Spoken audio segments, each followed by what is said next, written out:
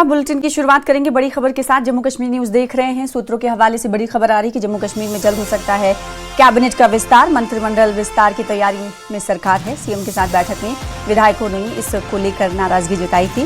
विधायकों ने मंत्रिमंडल विस्तार की मांग उठाई थी। सूत्रों का कहना है कि क्षेत्रीय और राजनीतिक संतुलन साधने के लिए मंत्रिमंडल का विस्तार किया जा सकता है। इस मुद्दे पर जल्द फैसला होने की संभावना है। राजनीतिक हलकों में इसे लेकर चर्चाएं तेज हो गई हैं। तो सूत्रों के हवाले से बड़ी खबर आपको दे रहे हैं कि जम्मू कश्मीर में मंत्रिमंडल विस्तार जल्द ही हो सकता है।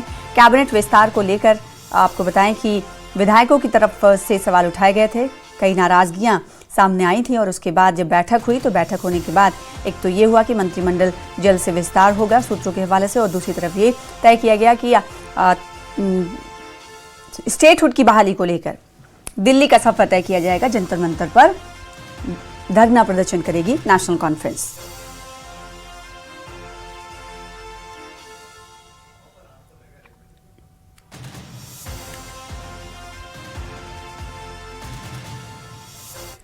न्यूज 18 से बातचीत में कैबिनेट मंत्री सतीश शर्मा ने कहा, खुद इस बात को माना कि कुछ मुद्दों को लेकर कुछ विधायकों में असंतोष था। उन्होंने बताया कि मंत्रियों को निर्देश दिए गए हैं कि जम्मू कश्मीर की प्रत्येक विधानसभा क्षेत्र के लिए समान रूप से धनराशि जारी की जाए ताकि विकास कार्यों में संतुलन और पारदर्शिता सुनिश्चित की जा सके। कैबिनेट मंत्री सतीश शर्मा मेरे साथ मौजूद हैं।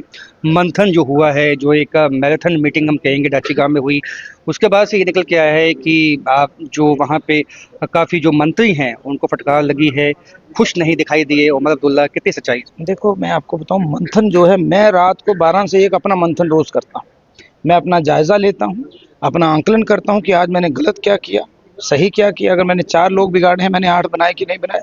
उसी तरह पार्टियों में भी बड़ा ज़रूरी है। हमें इतना ओवर बिजी शेड्यूल है कि लोगों को अपना जायज़ा लेने का वक्त नहीं है। ये बहुत लॉन्ग पेंडिंग चीज़ थी और बड़े कॉर्डियल और अच्छे एटमॉस्फेयर में मीटिंग हुई।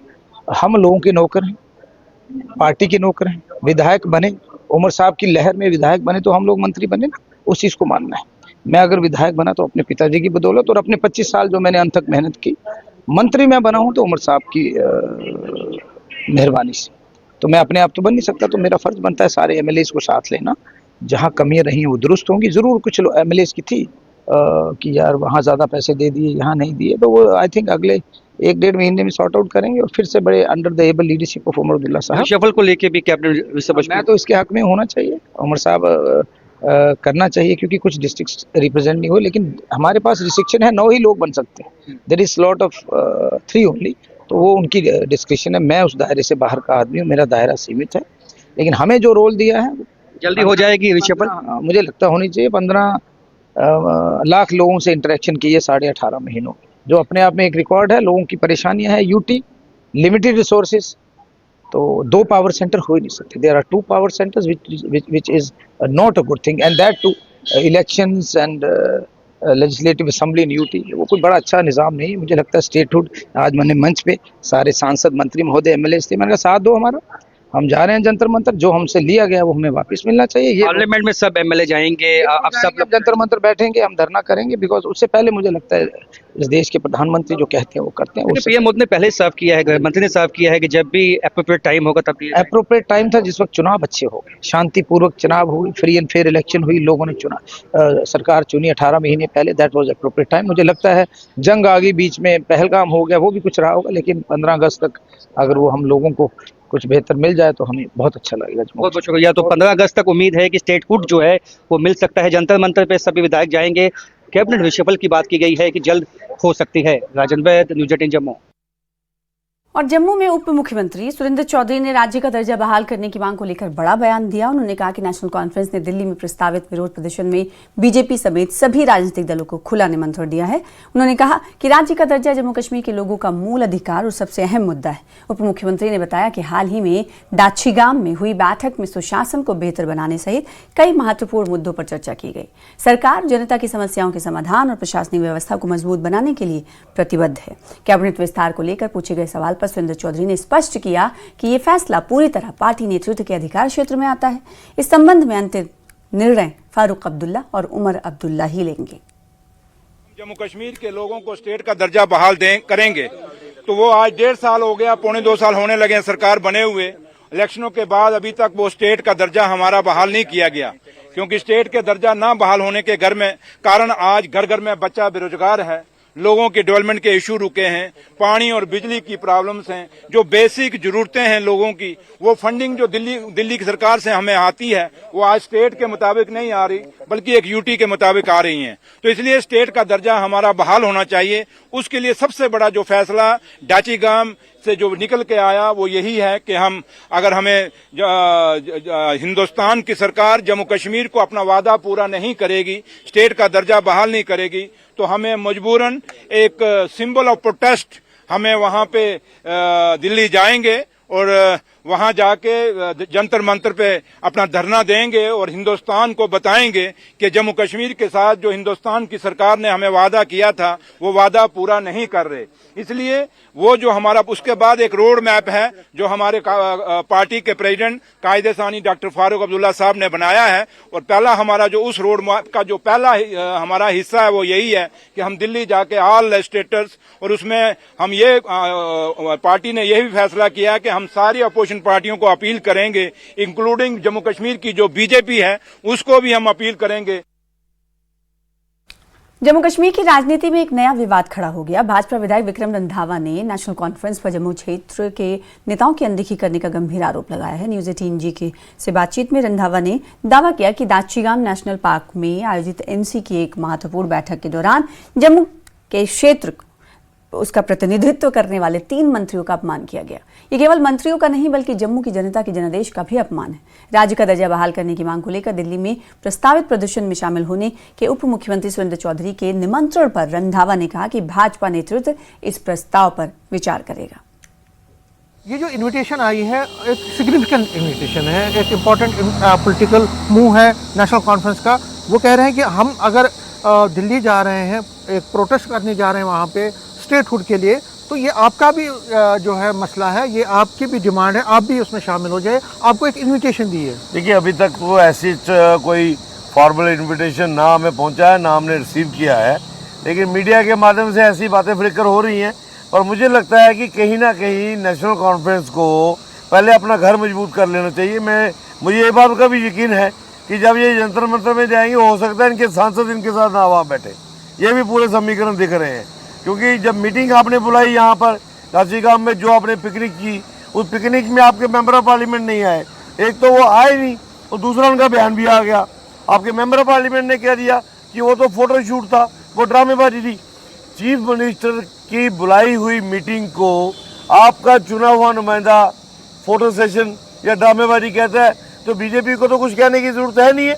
अलबत्ता Bharatiya Janata party with in system, with in संगठन और लेजिस्लेटिव पार्टी इतनी सक्षम है कि अपने वाइज विजडम के साथ हम निर्णय ले सकते हैं हम कब किधर क्या करेंगे। लेकिन वो कहते हैं कि बीजेपी को समझना चाहिए कि रियासत के दर्जे की बहाली जब अगर होगी तो ये जो कन्फ्यूजन है वो भी ख़त्म होगा, और कहीं ना कहीं वो आपको एक कोशिश कर रहे हैं, आप भी एक साथ चलिए।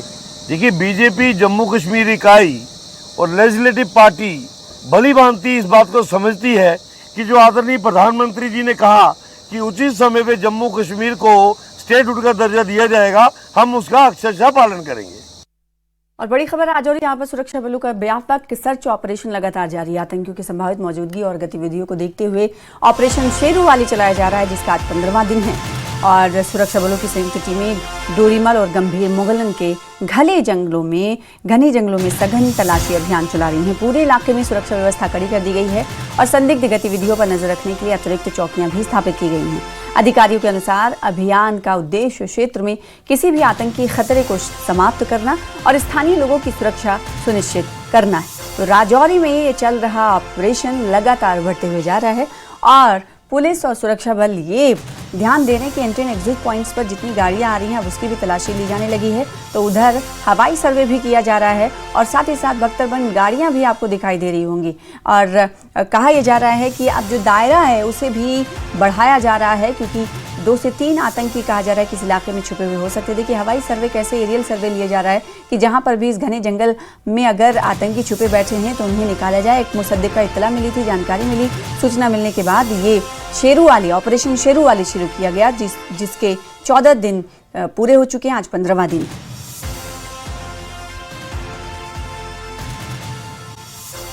ने पाकिस्तान को एक बार फिर से फटकार लगाई है। भारत के स्थायी प्रतिनिधि पी हरीश ने पाकिस्तान पर आरोप लगाया है कि वो बार बार यूनाइटेड नेशन के मंच का गलत इस्तेमाल कर रहा है। उन्होंने कहा कि सुरक्षा परिषद की सदस्यता कोई मामूली बात नहीं है, बल्कि बड़ी जिम्मेदारी है, लेकिन पाकिस्तान इसे निभाने के बजाय झूठे और भ्रामक दावे फैलाने में जुटा है। पर भारत ने जम्मू कश्मीर को लेकर अपना पुराना और अब साफ रुख दोहराया। उन्होंने कहा कि जम्मू कश्मीर भारत का अभिन्न और अविभाज्य हिस्सा है और था, है और हमेशा रहेगा। भारत का कहना है कि पाकिस्तान के खोखले बयान और दावे इस सच्चाई को बदल नहीं सकते।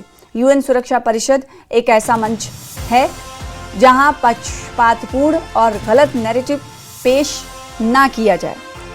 तो यूएन का सिक्योरिटी काउंसिल है वो ऐसा मंच नहीं है जहां पर पक्षपातपूर्ण और गलत नैरेटिव पेश किया जाए। ये भारत की तरफ से बात यूएन में रखी गई। I'd like to remind Pakistan that being a member of the UN Security Council is a huge responsibility. It's not a forum for peddling biased and false narratives. I'd like to make it loud and clear. Jammu and Kashmir was, is and will always remain an integral and inalienable part of India. Any assertions to the contrary are baseless, devoid of and inconsistent with historical fact.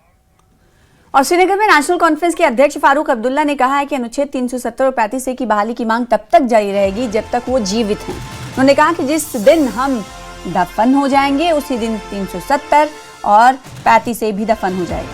वहीं महबूबा मुफ्ती के पत्र पर उन्होंने कोई टिप्पणी करने से इनकार किया। एनसी प्रमुख का ये बयान 2 दिनों से काफी चर्चा में है कि धारा 370 और 35A को लेकर उनसे जब सवाल किया गया तो उन्होंने साफ लफ्जों में कहा कि ये दोनों मांगे आर्टिकल 370 और 35A की मांग तब तक जीवित है जब तक वो जिंदा है और ये मांगे उसी वक्त दफन हो जाएंगी जब वो दुनिया में नहीं रहेंगी। डॉक्टर साहब, महबूबा जी ने जो एक आइडिया सजेस्ट किया है कि सब पार्टी को एक साथ आना चाहिए और जम्मू कश्मीर का इशू है सेंटर के सामने रखना चाहिए। मैंने उनको कोई जवाब नहीं दिया। ये जी भी बना था, महबूबा जी भी मेंबर थी, लेकिन वो टिक नहीं पाया। फिर उसके बाद अल्लाह के हवाले हो गया। डॉक्टर साहब ने कहा कि दिल्ली जाने से कुछ नहीं होगा, क्योंकि 370 और 35 से दफन हो गया है। जिस दिन हम सब दफन हो जाएंगे कश्मीर, उस दिन वो भी दफन हो जाएंगे। डॉक्टर साहब, इंडिया ब्लॉक की मीटिंग होने वाली है 8 जून को। Are you going to attend that? India bloc की मीटिंग होने वाली है। That meeting is going to be taking place. You are going to take part in the meeting? Umar and I, one of us will go. Okay, so National Conference is going to represent. Obviously, we're part of that. केंद्रीय मंत्री doctor Jitendra Singh ने जम्मू कश्मीर के डोडा जिले में आयोजित जनता दरबार के दौरान मौके पर ही कई मामलों का समाधान कर दिया और लोगों की समस्याओं का निपटारा किया। प्रधानमंत्री कार्यालय में डॉक्टर जितेंद्र सिंह ने अधिकारियों को निर्देश दिए कि जनता की शिकायतों का जल्द और प्रभावी समाधान सुनिश्चित किया जाए। साथ ही इस मौके पर उन्होंने चिनाब क्षेत्र में एक automatic weather and warning system लगाने की घोषणा की है, जिससे मौसम संबंधी चेतावनियां समय पर मिल सकेंगी। साथ ही NH44 मरम्मत सुधमा देव सुरंग परियोजना के कार्य को जल्द शुरू करने की बात की गई। और डॉक्टर जितेंद्र सिंह ने कहा कि हाल ही में आई बाढ़ से प्रभावित BDO कार्यालय मदरसे और 20 से अधिक घरों की मरम्मत और पुनर्निर्माण को प्राथमिकता पर पूरा करने का भी भरोसा दिलाता।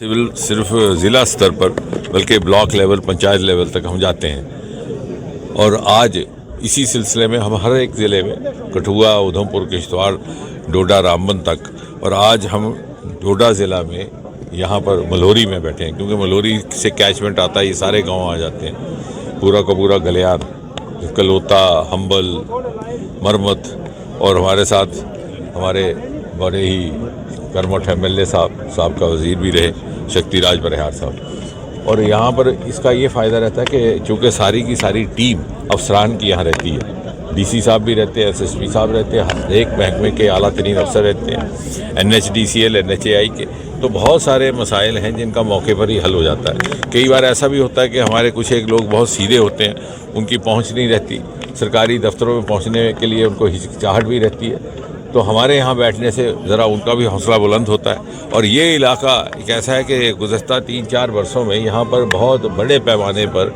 नेशनल हाईवे के काम शुरू हुए। NH 244 का काम शुरू हुआ जो यहाँ से पूरा मरम्मत तक जाएगा, जिसमें हमारा पुश्तैनी गांव भी बीच में, वहाँ से 3 लिंक रोड बन रहे हैं। तो उनके छोटे छोटे मसले हैं, कहीं मुआवजा मिला है, कहीं उसमें देरी हुई है। साथ में पिछली बार जो बहुत ज़्यादा बारिशें हुई थी उसकी वजह से, और ये जगह हम खड़े हैं, ये ग्राउंड भी अभी हमारे ही कोशिशों से ये मुमकिन हो सकी। यात्रा को लेकर तैयारियां तेज हो चुकी हैं। यात्रा की सुरक्षा और व्यवस्थाओं की समीक्षा के लिए 8 जून को दिल्ली में एक बैठक होने वाली है। यह हाई लेवल बैठक आयोजित की जाएगी। ये बैठक केंद्रीय गृह मंत्री अमित शाह की अध्यक्षता में होने वाली है, जिसमें अमरनाथ यात्रा से जुड़ी सुरक्षा व्यवस्था और तीर्थयात्रियों की सुविधाओं और विभिन्न एजेंसियों के बीच जो तालमेल है, समन्वय है, उस पर विस्तार से चर्चा की जाएगी। आपको बता दें कि इस वर्ष पवित्र अमरनाथ यात्रा 3 जुलाई से शुरू होने जा रही है और यात्रा 57 दिनों तक चलेगी इस बार, जिसके लिए प्रशासन और सुरक्षा एजेंसियां पहले से ही व्यापक तैयारियों में जुटी हुई हैं। हर साल लाखों श्रद्धालु बाबा बर्फानी के दर्शन के लिए पहुंचते हैं। ऐसे में यात्रा को सुरक्षित और सुचारू बनाने पर विशेष जोर दिया जा रहा है। पवित्र अमरनाथ यात्रा को लेकर तैयारियां अब अंतिम चरण में पहुंच चुकी हैं। यात्रा के सफल और सुरक्षित संचालन को सुनिश्चित करने के लिए प्रशासनिक स्तर पर समीक्षा की जा रही है। इसी कड़ी में रामबन के उपायुक्त मोहम्मद इलियास खान ने यात्रा व्यवस्थाओं का जायजा लिया और संबंधित अधिकारियों के साथ तैयारियों की समीक्षा की। उपायुक्त ने बताया कि 3 जुलाई से शुरू होने वाली अमरनाथ यात्रा के मद्देनजर यात्रा मार्ग, ठहराव स्थलों और अन्य जरूरी व्यवस्थाओं का निरीक्षण किया गया है। प्रशासन का प्रयास है कि श्रद्धालुओं को यात्रा के दौरान किसी प्रकार की असुविधा न हो।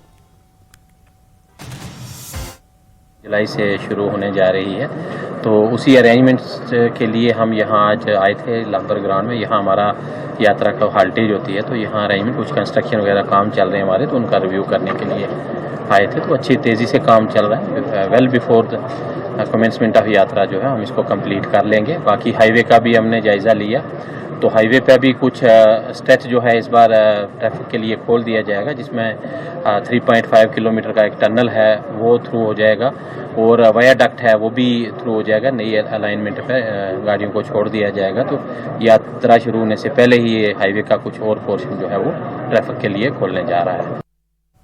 जम्मू कश्मीर में कई जगहों पर प्रशासन का बुलडोजर एक्शन जारी है। अब बानिहाल के रेलवे चौक पर अवैध निर्माण पर बुलडोजर कार्रवाई की गई है। पहले नोटिस जारी कर दिया गया था और उसके बाद ये पूरी कार्रवाई की गई।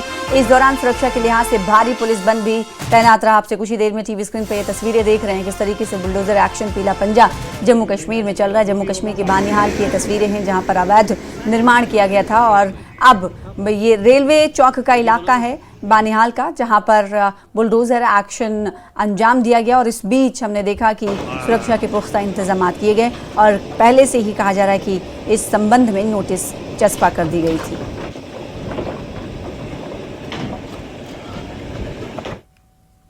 थोड़ा सा पिछले कुछ हफ्तों से ट्रेंड चल रहा है कि लोग जो है कंस्ट्रक्शन कर रहे हैं बिना चेंज ऑफ लैंड यूज या बिना बिल्डिंग परमिशंस के।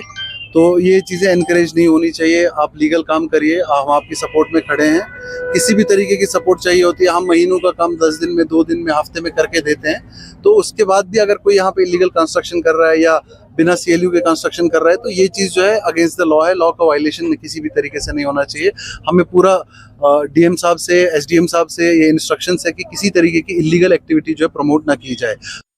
आम आदमी पार्टी के डोडा से विधायक महराज मलिक एक बार फिर सुर्खियों में हैं। उन्होंने किश्तवाड़ में उनके और पुलिस अधिकारियों के बीच हुई तीखी नोकझोंक का वीडियो सोशल मीडिया पर तेजी से वायरल हो रहा है। जानकारी के अनुसार उपराज्यपाल मनोज सिन्हा के किश्तवाड़ दौरे और नशा मुक्ति अभियान के तहत आयोजित पद यात्रा को देखते हुए सुरक्षा के मद्देनजर कई मार्गों पर यातायात अस्थायी रूप से रोका गया। इसी दौरान महराज मलिक कश्मीर की ओर जा रहे थे, लेकिन सुरक्षा व्यवस्था के कारण पुलिस ने उन्हें आगे बढ़ने की अनुमति नहीं दी। इसे लेकर विधायक और पुलिस अधिकारियों के बीच बहस शुरू हो गई, जो बाद में तीखी नोकझोंक में बदल गई।